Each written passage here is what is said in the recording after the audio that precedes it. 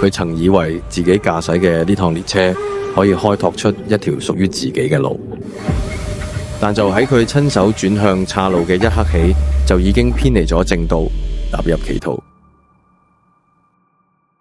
為咗得到更猛嘅馬力，佢開始接收外國送嚟嘅毒燃料，跟從外人指示，駛向西方嘅目的地。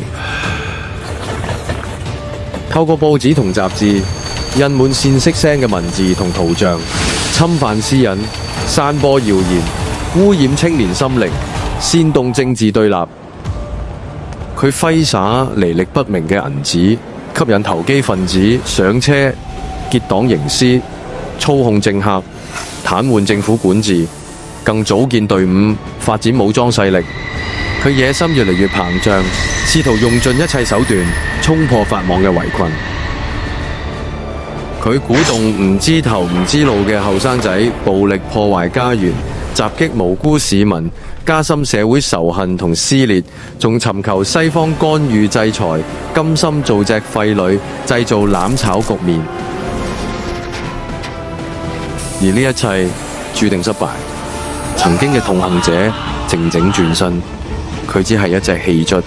呢趟列車最終駛到咗法庭審判站。